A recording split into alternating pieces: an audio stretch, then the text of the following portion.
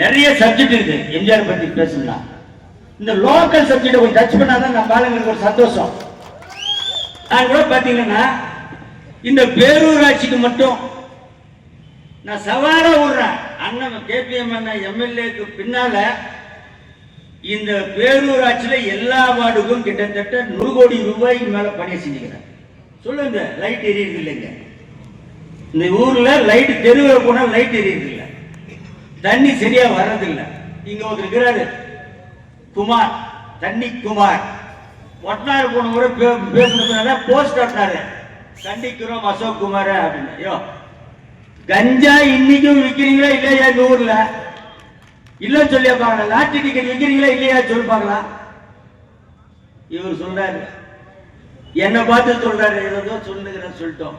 அதை பத்தி எல்லாம் நாங்க கவலைப்படுறதுக்கு இல்ல. அதுக்கு மேல பாத்தீங்கன்னா ஒரு புக் வச்சிருக்கிறீங்க. இந்த புக்ல 10 கோரிக்கைகள் முதலமைச்சர் கேட்டாரு. ஒவ்வொரு சட்டமன்ற உறுப்பினருக்கு என்ன கோரிக்கை கொடுன்னு. இந்த கால்வாயில வந்து தண்ணி வச்சு கேட்டீங்கன்னா, இந்த நெடுஞ்சாலைத் துறைக்கு சொந்தமான இந்த கால்வாயில் வருகின்ற பொழுது மழை நீர் வருகின்ற பொழுது இங்க இருக்கிற அண்ணன் சுந்தரேசன் கடையில் கீழே அந்த டவுன்ல போச்சானா கிட்டத்தட்ட 200-300 வீடு பாதிக்குது. இந்த 3 பாதிக்கிறதுக்கான கோரிக்கை வைத்த அடிப்படையில் 4 கோடி ரூபாய் அதுக்காக ஒதுக்கி 1,16 லட்சம் ரூபாய்க்கு அந்த டெண்டர் விடப்பட்டது. யாரோ போட்டிருக்கிறாங்க டெண்டர். யாரோ டெண்டர் போட்டா போட்டியில போட்டாங்களா? எல்லாமே கரெக்டா இருக்குது.